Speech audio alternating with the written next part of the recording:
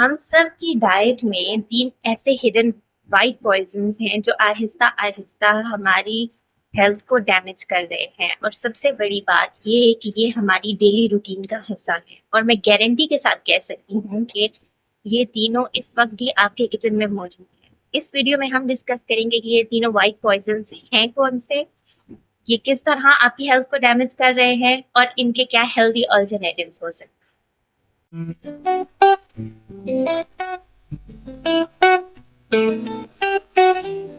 Healthy खाना boring नहीं होता और ये बात मैं आपको प्रूव करके दिखाऊंगी। मैं हूँ डॉक्टर समीम हसन जैदी और आप देख रहे हैं everyday nutrition with doctor Sameem, जहाँ पर हर टिप होती है रिसर्च बेस्ड। पहला जो हिडन वाइट पर्सन है वो है रिफाइंड फ्लावर। इसमें मैदा भी आ जाता है और सफेद आटा भी आ जाता है। अब क्वेश्चन ये राइज होता है कि ये आपके लिए नुकसानदेह क्यों है। ये आपके लिए नुकसानदेह इसलिए है कि आपकी जो होल व्हीट होती है उसमें नेचुरली अग्रेन फाइबर होता है, लेकिन रिफाइंड फ्लावर में इस फाइबर को रिमूव कर दिया गया होता है। अब इसके कॉन्सिक्वेंसेस क्या होते हैं, इसका क्या नुकसान है। देखिए, फाइबर का आपकी बॉडी के अंदर काफ़ी इम्पोर्टेंट रोल होता है और काफ़ी इम्पोर्टेंट फंक्शन परफॉर्म कर रहा होता है। जब आप फाइबर को रिमूव कर देते हैं, आपकी डाइट में लो फाइबर होता है, तो उसके आपको नुकसान होते हैं। लेकिन फाइबर, पहली बात तो ये है कि आपकी जो डाइट के अंदर ग्लूकोज मॉलिक्यूल्स होते हैं, शुगर होती है, उसे बाइंड करके रखता है, ठीक है, उसे स्लोली रिलीज कराता है, जिसकी वजह से आपके ब्लड शुगर लेवल्स एकदम से स्पाइक नहीं करते, एकदम से ज्यादा नहीं होते, ठीक है। इसी तरह अगर आपकी डाइट में अब लो फाइबर होगा तो आपकी बॉडी में एकदम से जो ब्लड शुगर लेवल्स हैं वो इंक्रीज हो जाएंगे, शुगर स्पाइक आ जाएगा, जिसकी वजह से आपको एनर्जी क्रैशेस का सामना करना पड़ सकता है। इसी वजह से आपको अचानक से भूख लग सकती है, बार बार भूख लग सकती है। इसीलिए कहते हैं कि जो फाइबर रिच डाइट होती है वो आपको देर तक फुल रखती है और जब आपकी डाइट में फाइबर नहीं होगा तो आपको बार बार भूख लगेगी, ठीक है। इसके अलावा डाइटरी फाइबर आपके डाइजेस्टिव ट्रैक के प्रॉपर फंक्शनिंग के लिए भी इम्पॉर्टेंट है। देखिए, कुदरती निज़ाम है आपका कि आपका जो ये टॉक्सिन्स होते हैं, जो भी मुज़र सेहत अज़ा होते हैं, आपने जो गलती से डाइट में कंज्यूम कर लिए होते हैं, वो जो है आपकी बॉडी आपके जो एक्सक्रीमेंट होता है, जो फीसेस होता है, उसके थ्रू रिमूव करती है। अब आपका जो डाइटरी फाइबर है वो आपके ना एक्सक्रीटरी सिस्टम के प्रॉपर फंक्शनिंग के लिए ज़रूरी है।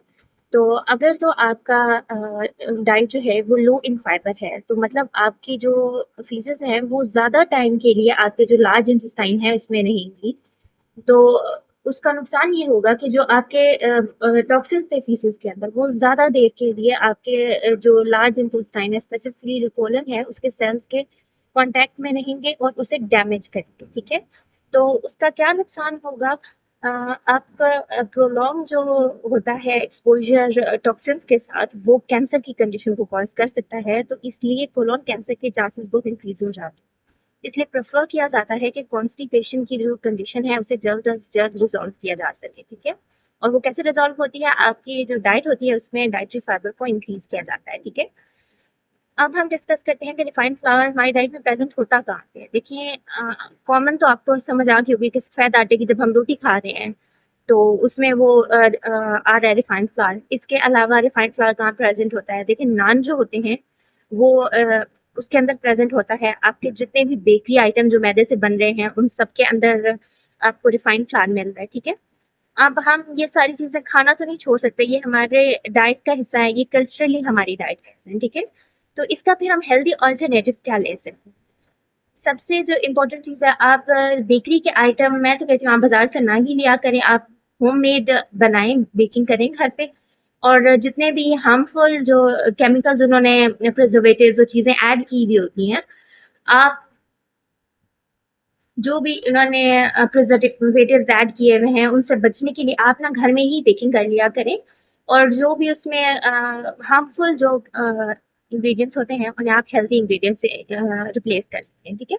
तो अभी तो हम बात कर रहे हैं ना मैदा, तो मैदे को आप कैसे चेंज कर सकते हैं। इसका हेल्दी अल्टरनेटिव होगा जो चक्की वाला आटा है, ठीक है। आप जो चक्की वाला आटा है उसे ही अपनी रोटियां बनाएं, उसी ही को आप बेकिंग में इस्तेमाल करें, ठीक है, जहां पर भी आप मैदा यूज कर रहे थे। अब इसके अलावा आप क्या कर सकते हैं कि आपने ना जो मल्टीग्रेन एक फ्लावर होता है उसका नाम सुना होगा, या तो आपको बाजार से मिल जाता है, अगर आपने घर में बनाना है, ये बहुत कॉमनली जो डायबिटिक पेशेंट्स होते हैं वो मल्टीग्रेन आटे की रोटी खा रहे होते हैं। वो आपने क्या करना होता है कि डिफरेंट जो आटे होते हैं, जैसे कुछ लोग बीच में मकई का आटा मिला लेते हैं, कुछ लोग बीच में जौ का आटा मिला लेते हैं, आपके नॉर्मल जो गंदम का आटा होता है उसके अंदर। तो वो आप जब डिफरेंट इंग्रेडिएंट्स को मिला लेते हैं ना, और वो आपका मल्टीग्रेन आटा होता है, तो आप उसे यूज कर सकते हैं। ठीक है। सेकेंड हिडन पॉइजन को डिस्कस करें तो वो है शुगर, चीनी। इससे डिस्कस करने से पहले हम ये बात देख लेते हैं कि क्या सारे कार्बोहाइड्रेट आपके लिए बुरे होते हैं? तो नहीं।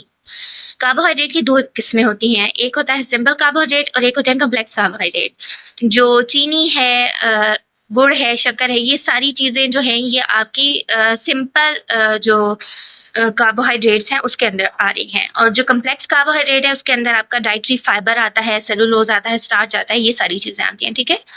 तो अगर तो आपकी डाइट के अंदर डाइटरी फाइबर प्रेजेंट है तो वो आपके जो सिंपल कार्बोहाइड्रेट्स हैं, सिंपल जो शुगर्स हैं, उन्हें बाइंड करके रखता है और वो एकदम से आपके ब्लड में रिलीज नहीं होने देता। ठीक है। तो अगर आपकी डाइट में ये फाइबर प्रेजेंट नहीं है तो ये जो है ये शुगर्स एकदम से आपकी बॉडी में ना अब्जॉर्ब हो जाती हैं, एकदम से आपका जो ब्लड शुगर लेवल है उसे इंक्रीज कर देती हैं। अब उसका नुकसान क्या होता है? आपकी बॉडी जो है वो एक नेचुरली अकरिंग हार्मोन होता है इंसुलिन, उसे रिलीज करती होती है। इंसुलिन का काम क्या होता है? ये आपके ब्लड से जो शुगर है उसे आपके सेल के अंदर भेजता है। सेल के अंदर शुगर का जाना क्यों जरूरी है? शुगर से आपका सेल एनर्जी लेता है, एटीपी बनाता है।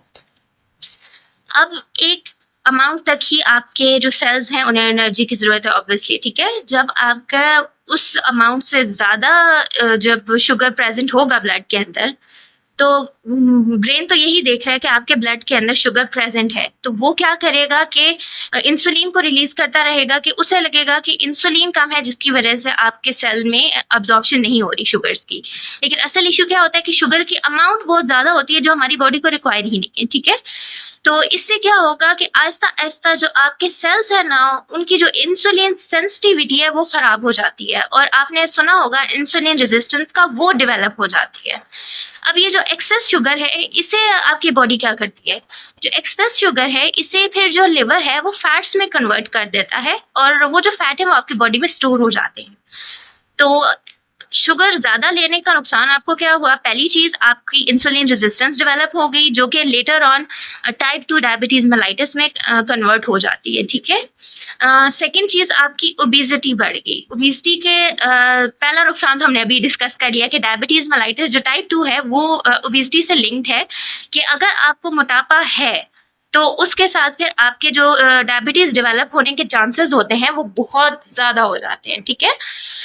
फिर दूसरी चीज़, आपको अगर मोटापे की शिकायत है तो फिर उसके साथ आपके जो बाकी अमराज हैं, जैसे दिल के अमराज हैं, उनका भी चांस बहुत ज़्यादा बढ़ जाता है। आपको जो हार्ट की डिजीज़ का रिस्क है वो बढ़ जाता है। इसके अलावा कैंसर का रिस्क बढ़ जाता है और काफ़ी सारी कॉम्प्लिकेशंस आ जाती हैं। ठीक है।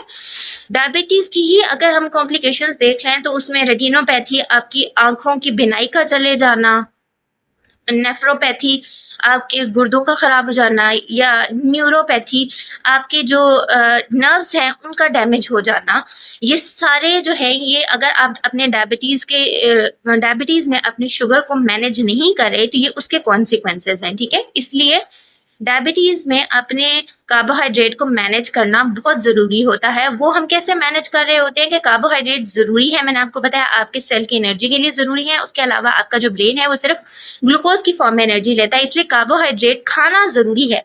लेकिन उसे फिर हम कैसे बैलेंस करते हैं कि हम सिंपल कार्बोहाइड्रेट नहीं देते, और अगर दे रहे हैं तो थोड़ी अमाउंट में देते हैं, साथ हम कम्प्लेक्स कार्बोहाइड्रेट का कॉम्बिनेशन देते हैं। इसकी बेस्ट एग्जांपल नेचर में आपको फ्रूट्स की मिलेगी कि फ्रूट के अंदर आपको कम्प्लेक्स कार्बोहाइड्रेट यानी कि डाइटरी फाइबर भी मिलता है, और उसके अलावा सिंपल कार्बोहाइड्रेट फ्रुक्टोज भी मिलता है। फ्रूट्स हम सब के लिए क्यों इम्पोर्टेंट है? कि हमारी बॉडी के लिए जो इम्पोर्टेंट वाइटामिन हैं, मिनरल्स हैं, उनके लिए ज़रूरी है। तो जो डायबिटिक पेशेंट है, आपने देखा होगा कि उन्हें कुछ फ्रूट्स हम अलाउ करते हैं। वो फ्रूट्स हम क्यों अलाउ कर देते हैं? कि उनके अंदर डाइटरी फाइबर की अमाउंट बहुत ज़्यादा होती है, वो आपके शुगर स्पाइक्स को नहीं कॉज करता। ठीक है। मैंने आपको पहले भी डिस्कस किया था कि जो डाइटरी फाइबर है उसने आपकी शुगर को बाइंड करके रखा होता है और बहुत स्लोली उसको रिलीज करता है, ठीक है। तो इसलिए जो आपका शुगर था वो स्लोली रिलीज हुआ ब्लड के अंदर। अब आप जो फ्रूट्स है उन्हें अगर आप होल कंज्यूम करेंगे तो वो आपके लिए ज्यादा बेनिफिशियल है, क्योंकि आपको जो हेल्दी डाइटरी फाइबर था वो मिल रहा था।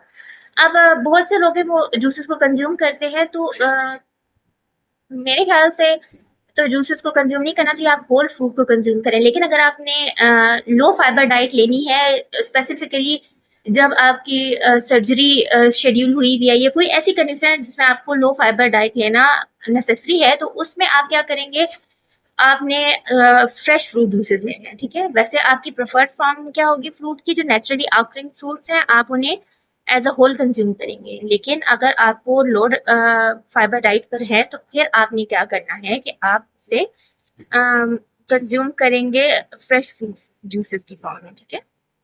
अब जो शुगर है, ये चीनी है, ये एक और बहुत कॉमन मिथ है कि हम व्हाइट शुगर नहीं इस्तेमाल करें, हम ब्राउन शुगर इस्तेमाल करें या गुड़ इस्तेमाल करें, ये बेनिफिशियल है। देखिए शुगर की कोई भी फॉर्मिंग है, मैंने आपको पहले डिस्कस की कि ये सारी सिंपल कार्बोहाइड्रेट में आ रही हैं।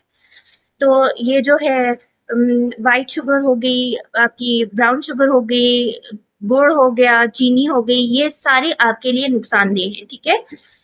अब अक्सर लोग क्या करते हैं कि हम तो गुड़ इस्तेमाल कर रहे हैं या ये चीज़ इस्तेमाल कर रहे हैं तो हमारे तो डाइट में हमें कोई डिफरेंस नहीं नज़र आ रहा। वो इसलिए नहीं नज़र आ रहा कि आप सिंपल कार्बोहाइड्रेट तो ले ही रहे हैं, आपको कैलोरीज तो उतनी ही मिल रहे हैं, तो मोटापे पे आपका कोई असर नहीं होता, ठीक है। तो अब हम इस मीठा खाना बिल्कुल छोड़ तो नहीं सकते। देखिए मेरा अपना बहुत स्वीट टूथ है, मुझे मीठा खाना बहुत पसंद है। तो इसका फिर लोगों ने अब क्या शुरू कर दिया कि बाजार से ना स्वीटनर्स, आर्टिफिशियल स्वीटनर्स मिलते हैं, वो लेते हैं। तो मैं तो उसे बिल्कुल रिकमेंड नहीं करूंगी क्योंकि वो केमिकल्स हैं। मैं प्रेफर करती हूँ कि हम नेचुरली जो ऑकरिंग फूड्स हैं उन्हें कंज्यूम करें। ये जितने भी केमिकल हैं ये हम ना कंज्यूम करें। अब आपने ये जो डिफरेंट स्वीटनर्स देखे होंगे, ये बाजार में आपको मिल रहे हैं, ये आपके लिए हेल्दी नहीं होते। इसमें सिर्फ और सिर्फ एक मैं रिकमेंड करती हूँ, होता है स्टीविया। ये नेचुरली अकरिंग है, ये एक प्लांट होता है जिसके लीव्स को हम ना ड्राई करके इस्तेमाल करते हैं और वो चीनी से बहुत ज्यादा मीठा होता है, तो वो हमें कम अमाउंट में यूज करना होता है और उसकी कैलोरीज भी नहीं होती। तो आप वो जब अपने मीठे में इस्तेमाल कर रहे हैं तो बेसिकली आपको कैलोरीज जो मीठे की मिल रही थी वो नहीं मिल रही, ठीक है। उसके अलावा अगर हम देखें और नेचुरली अकरिंग कौन से ऐसे स्वीटनर्स हैं जिन्हें हम यूज कर सकते हैं, तो पहली चीज हनी। लेकिन हनी के लिए एक इम्पॉर्टेंट चीज आपने याद रखनी है कि हनी की जो तासीर अच्छी थी, जो आपकी सेहत के लिए बेनिफिट था, वो तब होता है जब आप हनी को उसको नॉर्मल टेम्परेचर पर इस्तेमाल कर रहे होते हैं। आपने शहद को कभी भी गर्म नहीं करना। मैंने बहुत से लोगों को सुना है वो गर्म दूध में शहद मिला के पी रहे होते हैं, या अपने जो ग्रीन टीज हैं उसमें हनी को ऐड कर रहे हैं, या बेकिंग में हनी को ऐड कर रहे हैं। तो जब भी आप हनी को ना गर्म करते हैं तो उसके जो सेहत के लिए मुस्बत असरात थे वो खत्म हो जाते हैं, ठीक है। तो आपने हनी को जब भी इस्तेमाल करना है वो जब आप नॉर्मल टेम्परेचर की चीज बना रहे हैं, जैसे आपने चीज केक बनाया है, आपने स्मूदी बनाई है, आपने मिल्क शेक बनाया है, वो आप हनी यूज कर सकते हैं। लेकिन अगर आपने चीज को गर्म करना है तो तब आप क्या इस्तेमाल करें, आपने जो डेट्स होती हैं, खजूरें होती हैं, उन्हें आपने ओवरनाइट मिल्क में सोक कर लेना है, ठीक है। और उससे आप एज अ स्वीटनर इस्तेमाल कर सकते हैं। लेकिन हनी और जो डेट्स हैं इन दोनों की कैलोरीज होती हैं, तो ये भी आपने मॉडरेशन में इस्तेमाल करना है। ये आपने ये नहीं कि अब हम चीनी नहीं इस्तेमाल करेंगे, इस्तेमाल करें तो बहुत ज्यादा मीठा करते हैं चीज, ठीक है। तीसरा हिडन व्हाइट पॉइजन जो है वो है सॉल्ट, नमक। नमक हमारे लिए नुकसानदेह क्यों है? देखिए नमक जो है वो हमारी बॉडी को ज़रूरत होता है, नमक के अंदर सोडियम होता है जो कि हमारी बॉडी को डेली जो उसकी रिकमेंडेशन देखी जाए तो 2300 मिलीग्राम ज़रूरी है। वो आपकी जो एक चाय का चम्मच होता है, 1 टीस्पून होता है, उस नमक से पूरा हो जाता है। यानी कि एक जो हेल्दी अडल्ट है उसे पूरे दिन में 1 टीस्पून से ज़्यादा नमक को इस्तेमाल नहीं करना चाहिए, क्योंकि आपकी बॉडी की ज़रूरत है वो 1 चाय के चम्मच नमक से पूरी हो जाती है। अगर आप इससे ज़्यादा नमक कंज्यूम कर रहे हैं तो उसका नुकसान क्या है? देखिए जो बॉडी है वो कोशिश करती है कि अपना जो सारा निज़ाम है उसे एक बैलेंस लेके चले, ठीक है। तो जब आपने शुगर या सॉल्ट की इनटेक को ज़्यादा किया तो बॉडी ने जो सोल्यूशन है उसका ऑस्मोलैरिटी को सेम रखना है, ठीक है। तो वो क्या करेगी, बॉडी में ज़्यादा जो है वो फ्लूइड को रिटेन करना शुरू कर देगी, तो पानी को ना ज़्यादा स्टोर करना शुरू कर देगी। तो ये अगर आपका काफ़ी ज़्यादा टाइम तक चलता रहे तो इससे क्या आपको नुकसान होगा कि आपका जो ब्लड का वॉल्यूम है वो इंक्रीज हो जाएगा। जब ब्लड का वॉल्यूम इंक्रीज होगा तो वो आपके जो ब्लड वेसल्स हैं उनके ऊपर प्रेशर एक्सर्ट करता है, ठीक है। और अगर एक चीज़ पे बार बार प्रेशर लगता रहे तो वो वक्त के साथ साथ सख्त हो जाती है, और आपके ब्लड वेसल्स के हार्डन होने से, नैरो होने से आपके जो हार्ट डिजीजेस हैं, डिफरेंट हार्ट कंडीशंस हैं, वो हो जाती हैं, ठीक है। तो इसीलिए कहते हैं कि बहुत ज़्यादा नमक का इस्तेमाल आपके ब्लड प्रेशर को इंक्रीज कर रहा है, और जब ब्लड प्रेशर इंक्रीज होता है तो आपको हार्ट की जो डिजीजेस हैं डिफरेंट, उनके चांसेस भी बढ़ जाते हैं, ठीक है। इसके अलावा अभी मैंने डिस्कस किया कि आपकी फ्लूइड रिटेंशन होती है बॉडी के अंदर, तो आपको ना ब्लोटिंग और ये सारे इश्यूज भी बहुत ज़्यादा हो जाते हैं, ठीक है। अब हमारे जो नमक है वो सिर्फ ये नहीं है कि आपने अपने सालन में डाला है। देखिए नमक डिफरेंट चीज़ों में छुपा हुआ भी होता है। आपके जो बेकरी आइटम्स हैं उसके अंदर नमक प्रेजेंट होता है। आप बाज़ार से जो कैंड फूड लेते हैं, जैसे फ़र्ज़ करें आपने बाज़ार से मशरूम लिए हैं, आपने वाइट चने कैन हुए हुए मिलते हैं, ये लिए हैं, ये सारी चीज़ें जो होती हैं ये ब्राइन में स्टोर होती हैं। ब्राइन क्या होता है, ये नमक और पानी का सॉल्यूशन होता है। इसकी प्रिजर्वेशन के लिए, इन चीज़ों की प्रिजर्वेशन के लिए इसे इस्तेमाल किया जाता है। लेकिन देखिए वहाँ से भी आपका नमक आ गया, ठीक है। आप नॉर्मल बहुत ज़्यादा लोगों का होता है कि शाम की चाय के साथ वो लोग बिस्किट खा रहे होते हैं, तो उन बिस्किट्स में भी नमक प्रेजेंट होता है, ठीक है। आप बहुत से घर में ऐसा होता है कि आप जो घर में रोटी के लिए आटा गूंद रहे हैं आप उसमें नमक ऐड कर रहे होते हैं, आप चावल बॉयल कर रहे हैं आप उसमें नमक ऐड कर रहे होते हैं, पास्ता बॉयल हो रहा है उसमें नमक ऐड हो रहा होता है। मतलब नमक काफ़ी सारी चीज़ों में ऐड हो रहा होता है। तो बज़ाहिर हम सोच रहे होते हैं कि हमने तो ये पूरी हांडी में सिर्फ इतना सा नमक डाला है तो थोड़ा सा हमारी बॉडी में नमक गया है, लेकिन वो और काफ़ी चीज़ों से नमक आपका आ रहा होता है, ठीक है। इसके अलावा एक और हार्मफुल प्रैक्टिस क्या है कि लोगों ने अपने टेबल पर नमक रखा हुआ होता है, इस चीज़ में तो मुझे नमक कम लग रहा है, वो ऊपर से नमक डालना शुरू कर देते हैं। देखिए पहली बात है नमक का ज़्यादा होना ही नुकसानदेह है, लेकिन अगर आपका खाने में नमक पका हुआ है वो कम नुकसानदेह है, बजाय इसके कि आप ऊपर से और नमक डाल रहे हैं। जो आपने ऊपर से नमक डाला है वो ज़्यादा खतरनाक है, ठीक है। तो कोशिश करें कि कम नमक का इस्तेमाल करें। मैंने आपको बता दिया है, नमक को बिल्कुल डाइट से ख़त्म नहीं कर सकते क्योंकि ज़ाहिर सी बात है बॉडी को सोडियम की ज़रूरत है अपनी प्रॉपर फंक्शनिंग के लिए। तो आपने कोशिश करनी है कि पूरे दिन में 1 टीस्पून नमक से ज़्यादा आपकी डाइट में ना जाए। अब आप जो कैन फूड्स ले रहे हैं उन्हें आप धोकर इस्तेमाल कर लें ताकि जो उनके ऊपर नमक लगा हुआ था वो ख़त्म हो जाए। मैंने पहले भी ज़िक्र किया कि अगर आपने बेकरी आइटम्स बनाने हैं, देखें बेकरी आइटम्स में तो तीनों वाइट पॉइज़न आ गए। मैदा भी आपको बाज़ार वाले बेकरी आइटम से मिल रहा है, उसके अलावा आपको उससे शुगर भी मिल रही है और सॉल्ट भी उसमें होता है, ठीक है। तो उसका आसान हल क्या है कि आप घर में बेकरी आइटम्स को बनाएं। आपने चिक्की के आटे को इस्तेमाल करना है, मैदे की जगह। चीनी के लिए जगह आप इस्तेमाल कर लें जो मैंने आपको डेट्स वाला बताया है, या अगर आपको स्टीविया रेडिली अवेलेबल है वो तो बेस्ट ऑल्टरनेटिव है क्योंकि उसके तो आपको कैलोरीज ही नहीं मिल रहे, ठीक है, वो आप यूज़ कर लें। और जो नमक है वो आप या तो अवॉइड करें या डाल रहे हैं तो कम अमाउंट में डालें, उन्होंने बहुत ज़्यादा ऐड किया होता है, ठीक है। अब ये नमक की हम बात कर रहे हैं तो मुझे एक और चीज़ याद आ गई। देखें बाज़ार से आजकल लोगों को बहुत ज़्यादा जो हेल्थ कॉन्शियस लोग हैं वो भी ये सोच रहे होते हैं कि हम ना लो फैट मिल्क ले लेते हैं। वो बाज़ार से ना काफ़ी सारे लो फैट मिल्क ले रहे होते हैं, ठीक है।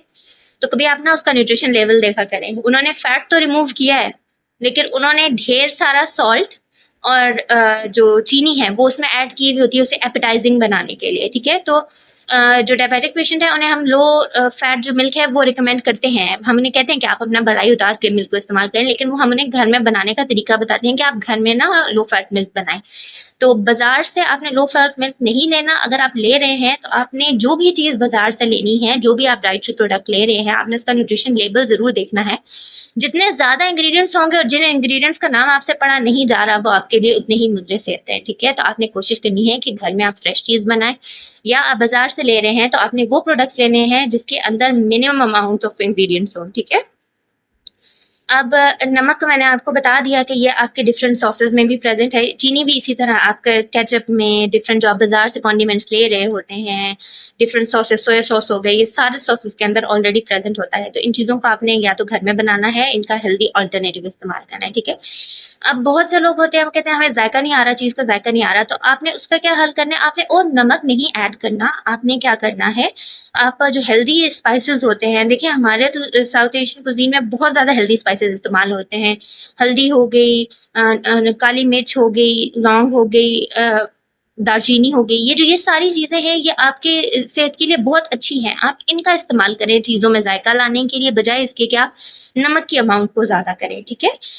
वो कहूँ कि अगर आप घर में इस्तेमाल कर रहे हैं ना, तो आप ऐसा करें कि जो आयोडाइज़्ड सॉल्ट होता है ना, उसे इस्तेमाल करें, बजाय ये कि बहुत से लोग अब वो जो खुला नमक मिल रहा था उसकी तरफ शिफ्ट हो गए, या हिमालयन पिंक सॉल्ट की तरफ शिफ्ट हो गए।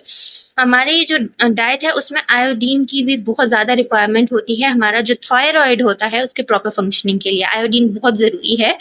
तो हमारी नॉर्मल डाइट में आयोडीन इतनी ज़्यादा प्रेजेंट नहीं होती, तो इसीलिए हमारी जो गवर्नमेंट है वो आयोडाइज्ड सॉल्ट दे रही है, मतलब आपके नमक के अंदर उन्होंने आयोडीन ऐड किया हुआ होता है। तो बेहतर ये है कि जो आप नमक इस्तेमाल कर रहे हैं अपनी डाइट में, वो आयोडाइज्ड सॉल्ट यूज़ करें।